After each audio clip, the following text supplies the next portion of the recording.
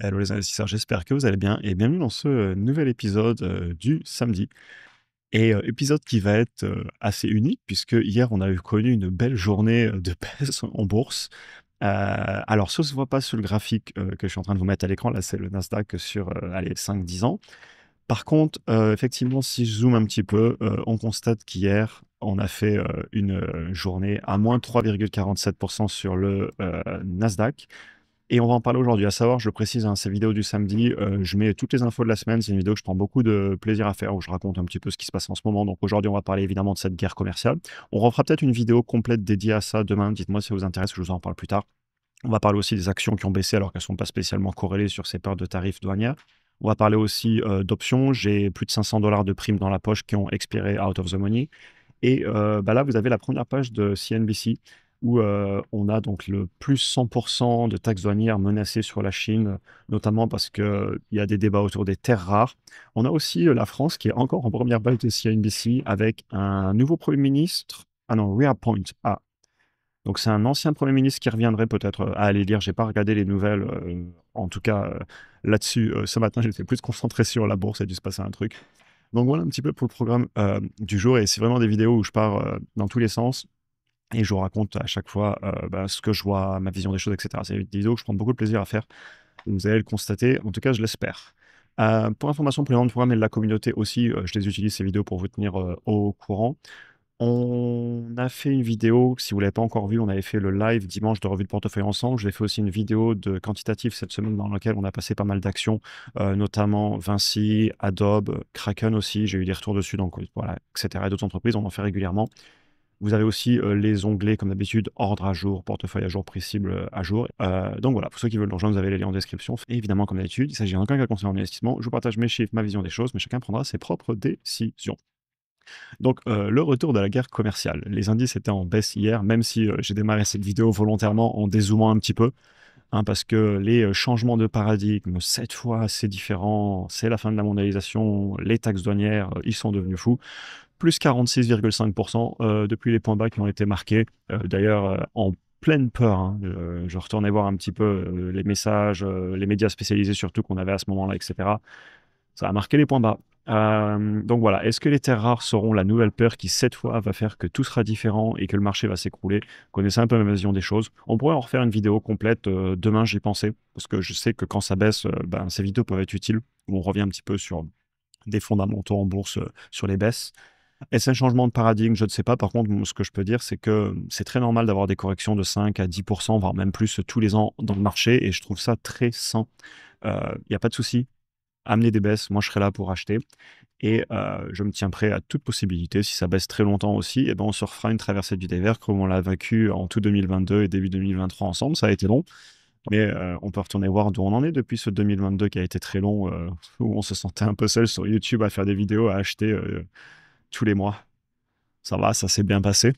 Voilà. Bon, bref, ça me fait beaucoup sourire. Je suis un peu sarcastique, mais ça fait réagir. Et c'est mon style.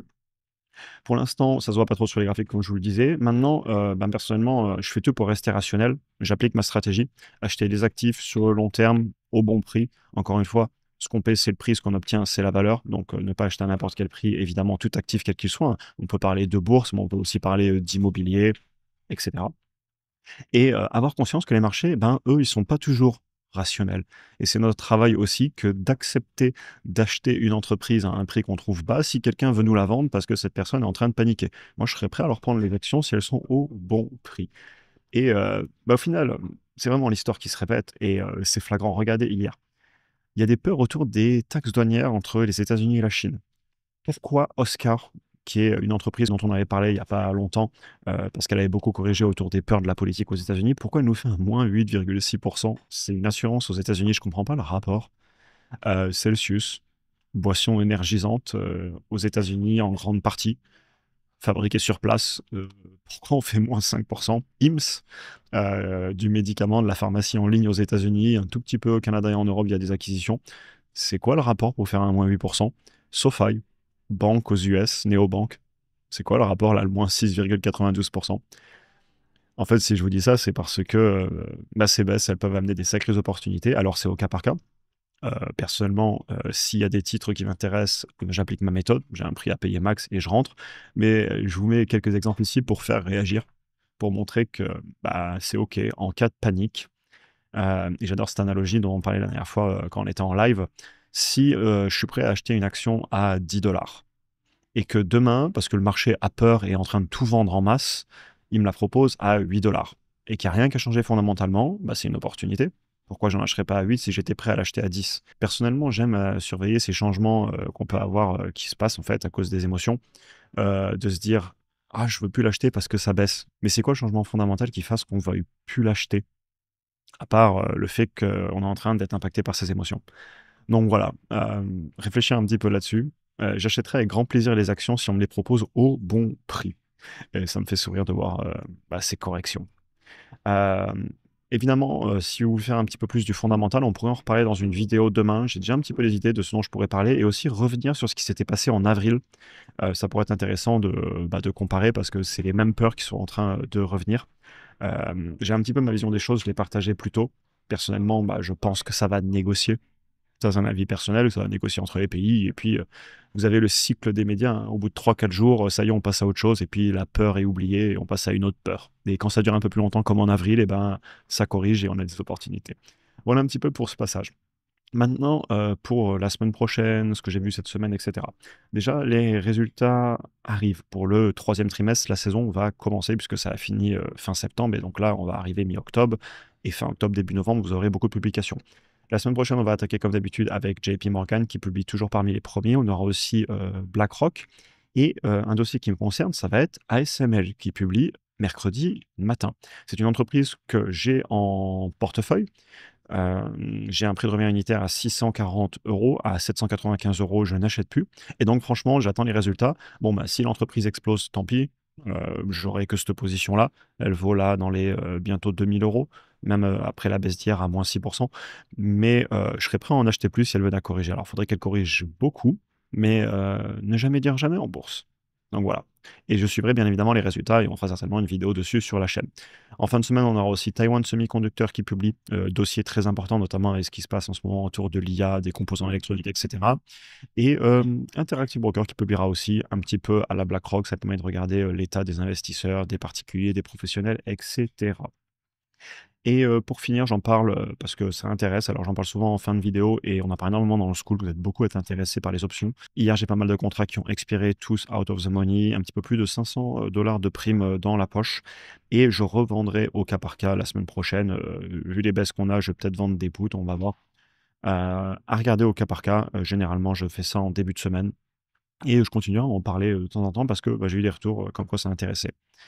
Voilà un petit peu pour notre vidéo du samedi. Elle était assez courte aujourd'hui. Je voulais vraiment passer du temps sur cette baisse parce que ça m'a fait sourire de voir en fait que ça corrige. C'est encore les mêmes histoires qui se répètent. Et j'ai voulu démarrer cette vidéo en faisant un petit peu du zoom en arrière, même si on regarde que depuis allez, 2021-2022. Bon, ça va, faut relativiser. Par contre, comme je vous le disais, moi, j'espère que ça va corriger, hein, parce que alors, je trouve à acheter, j'achète, tous les mois, toutes les semaines, mais il y a des dossiers, si je peux en acheter plus, ce sera avec grand plaisir si quelqu'un veut me les vendre et dans le temps, on continue à faire des analyses, on en a fait beaucoup en ce moment. Alors là, avec les résultats qui arrivent, on va avoir énormément, bah, du coup, d'entreprises, qu'on va pouvoir sortir sur YouTube. Ça va enchaîner, hein, je pense, fin octobre, début novembre, les analyses et surtout les résultats. Et voilà un petit peu, on a passé une belle semaine quand même parce que même avec cette petite baisse, on n'est pas loin des points hauts. Les portefeuilles, bon, ils sont un peu moins hauts, suite à ce qui s'est passé hier, mais ils vont toujours très bien sur le long terme, donc ça fait plaisir. Je voulais envoyer du positif, aujourd'hui parce que, ben, surtout si on est nouveau en bourse, ça peut faire bizarre. C'est vrai que si vous êtes là depuis longtemps et qu'on a traversé ensemble, alors même avant la chaîne YouTube, fin 2018, début 2019, mars 2020, puis à partir, de la chaîne YouTube, 2021, tout 2022, 2023, puis après vous connaissez l'énorme hausse de 2024-2025. Avril, il y a eu, un petit peu le roller coaster, mais voilà, moi je suis prêt à ce qu'on traverse tout ça ensemble. Si les gens veulent me vendre des actions à des bons prix, je serai là pour les acheter. C'est un peu la conclusion de la vidéo du jour. Dans un jour où on était dans le rouge, envie d'envoyer du positif. Et on lâchera rien, même si ça baisse. Et j'ai hâte de vivre les prochains mois ensemble et la fin d'année. Je vous souhaite une excellente journée. Je me suis complètement perdu dans mes pensées en fin de vidéo. Comme d'hab, j'ai envie de vous dire. Pour ceux qui veulent nous rejoindre dans la communauté sans engagement, vous avez les liens en description. On se retrouve pour une vidéo YouTube demain. Dites-moi dans les commentaires si ce sujet vous intéresse. Personnellement, je pense que ça pourrait être une bonne vidéo, de faire des rappels, notamment avant lundi, où il pourrait avoir de la peur. Lundi aussi, vidéo dans le school comme d'habitude. Je vous souhaite une excellente journée à tous et à très bientôt pour un prochain épisode.